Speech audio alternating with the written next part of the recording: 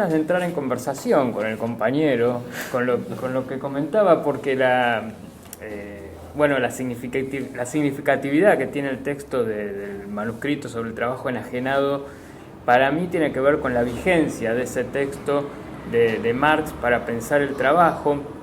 Justamente una de las grandes preguntas que me hice al momento de pensar lo que fue mi tesis de doctorado fue ¿por qué miembros de la clase obrera no se sienten obreros? Y por qué, la pregunta en general tenía que ver por qué los trabajadores consienten en el trabajo.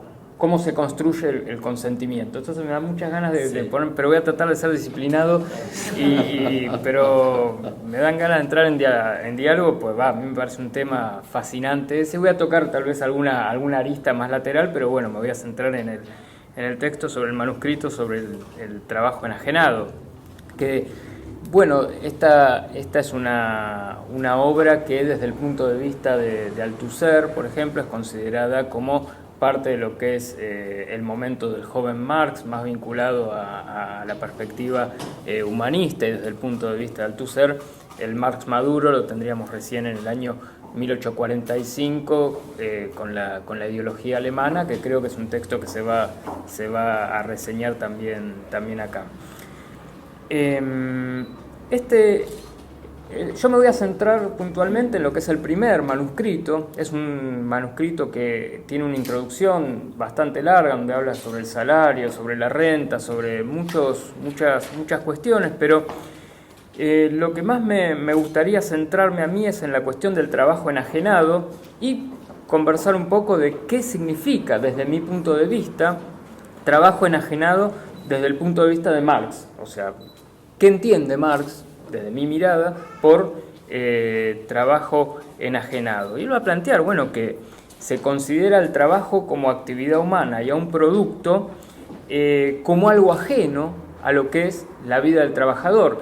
Esta perspectiva que plantea Marx acá fue incluso central para lo que fueron ideas disparadoras a la hora que yo hace ya muchos años había comenzado a trabajar sobre cuestiones vinculadas al trabajo. Entonces, si el trabajador no se siente realizado, libre en el espacio laboral, si no logra encontrarse en el proceso productivo, Marx en ese sentido va a elaborar una tesis, una hipótesis que es central y muy explicativa, y creo que es la gran hipótesis de este texto, y es que si el trabajador no se halla en el trabajo, tiene que ver porque es considerado una mercancía, y porque esa mercancía le pertenece a un otro, que ese otro es el capitalista, tan lisa y llanamente como eso. Creo que esa es la gran hipótesis que plantea el texto.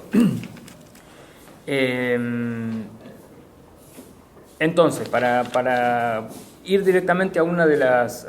y luego comentar un poco una de las frases que elegí y que retoma el planteo de la gran hipótesis de Marx. Marx plantea que la desvalorización del mundo humano crece en razón directa de la valorización del mundo de las cosas. Es decir, que el obrero es más pobre cuanto más riqueza produce. En función de eso, va a explicar el trabajo enajenado a partir de tres grandes elementos que tienen que ver con respecto al producto del trabajo, con respecto a lo que es el proceso productivo, el momento de la producción, y con respecto al ser genérico. Con respecto a lo que es el producto del trabajo, Marx va a plantear que el trabajador sienta el producto del trabajo como algo ajeno, algo extraño, algo que le es hostil, como una existencia totalmente exterior a él que lo domina. Ahora bien, esto tiene que ver con una perspectiva de que las cosas toman vida propia y de alguna manera tienen ciertas cualidades más altas, por decirlo de alguna manera, que los seres humanos, tal como por ejemplo lo plantea George Simmel en la filosofía del dinero, que es una perspectiva de la alienación donde tiene puntos en común con Marx, pero hay puntos centrales en términos de la diferencia. Y Marx va a decir que no, por supuesto, si nosotros queremos pensar ese extrañamiento, y ahí viene de alguna manera la segunda frase o el segundo momento que a mí me gustaría rescatar, sobre todo de este manuscrito, hay que entender este proceso de dominación centrándonos en lo que es el momento mismo de la producción. Es decir, el momento del producto de trabajo, ese elemento es un indicador o un resultado de un determinado proceso productivo. Entonces, al momento de analizar el momento de la producción, Marx va a plantear que el trabajo es externo al trabajador, que no le pertenece a su ser, que el trabajador no se siente realizado en el trabajo, que no se siente, va a usar la palabra feliz, no se siente feliz en el trabajo, sino desgraciado. ¿Y por qué? ¿De dónde surge todo este sentir, toda esta cuestión? Y yo creo que ahí va a brindar dos elementos centrales. En primer lugar, va a decir que porque su trabajo no es voluntario, sino forzado, es decir, que por supuesto ahí el elemento de la dominación se pone claramente de manifiesto. Y luego, porque el trabajo no es suyo, no le pertenece, sino que el trabajador, en tanto una mercancía más, le pertenece a un otro. Que la pregunta que se hace, bueno, ¿quién es ese otro? Y como habíamos anticipado en lo que es la gran hipótesis de Marx en este escrito, bueno, ese otro es precisamente el capitalista, que suma Marx un tercer elemento en este texto, al plantear que el ciclo, digamos, de la enajenación cierra cuando el trabajador se pierde a sí mismo como ser genérico. Es decir, cuando la vida productiva misma aparece como un medio para satisfacer necesidades y solamente para mantener la existencia física. Entonces, la vida misma, como un medio de vida, hace que el trabajador no exista como hombre, va a decir Marx, sino que solamente existe en tanto mercancía. Entonces, digamos, ese tercer elemento que tiene que ver con la pérdida del ser genérico, de alguna manera hace cerrar ese ciclo de la alienación que plantea Marx. Ahora bien, como se retomaba desde el principio, si no le pertenece al trabajador su trabajo, ¿a qué otro le pertenece? Le pertenece al capitalista, y Marx va a invertir cierta cuestión crítica que hace con respecto a la economía política vinculada a Smith y a Ricardo, en donde él va a decir que, en definitiva, todo este proceso, estos tres elementos que componen el trabajo enajenado, dan por resultado la propiedad privada, y que la propiedad privada es el resultado de todo ese proceso de enajenación. Dado que hay otra clase social que es la que se apropia de la mercancía, que es el trabajador, y del producto de trabajo.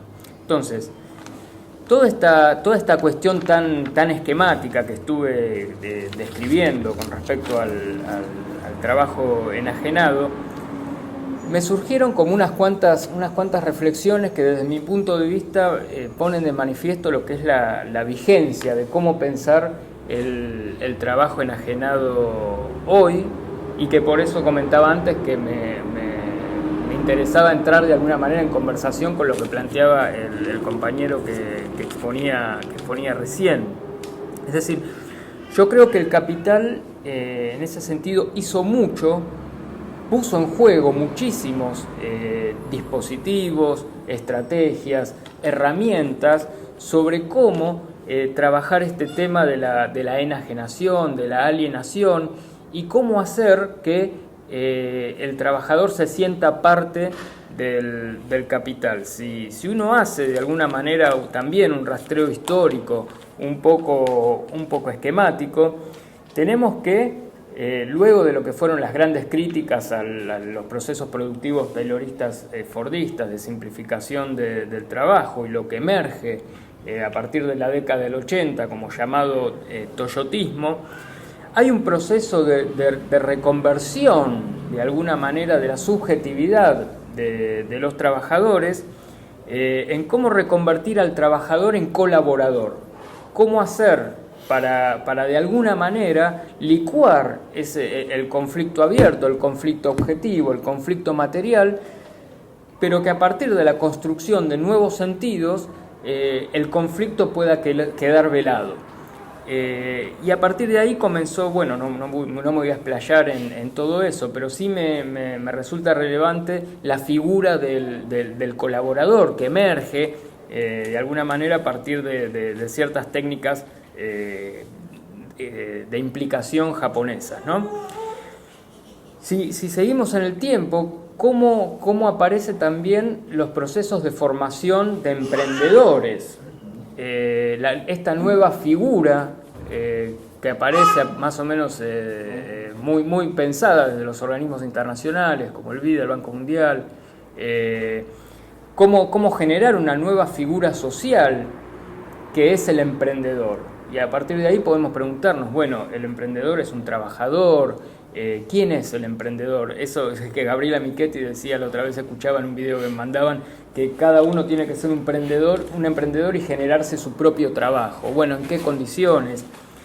Y por último, en este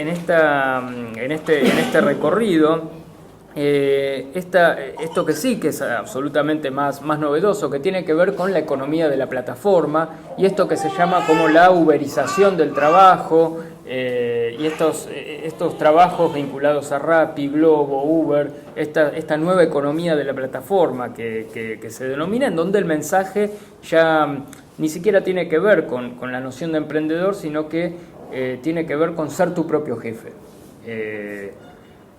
Entonces, ¿qué incidencia tiene lo que el compañero planteaba antes, ¿no? Esta cuestión de las condiciones objetivas de trabajo? Porque en realidad, todos sabemos que los pibes que están pedaleando en Rappi, en Globo, son trabajadores que están precarizados, pero que sin embargo existe en los mismos trabajadores la ilusión de manejar sus tiempos, de ser su propio jefe, y se presenta ante la sociedad como empleos modernos. Se presenta como la nueva tecnología, como lo nuevo, como el empleo moderno, cuando casi uno podría decir que es el colmo de la precarización este tipo de trabajo, esa coexistencia entre lo moderno de la tecnología, el algoritmo que le marca a dónde tiene que ir al chico de Rappi o de Globo, que no interactúa con un ser humano, que interactúa con un algoritmo, la coexistencia de esa hipertecnología con esa precarización, con ese sistema de precarización. Entonces, me parece que este concepto de trabajo enajenado de Marx tiene muchísima vigencia para pensar esto, y para tomar en cuenta también lo que mencionaba el compañero, de cómo se van definiendo las condiciones materiales de existencia y los nuevos sentidos que van asumiendo. Bueno, y por último, ya para cerrar entonces, la frase he elegido frases de este texto.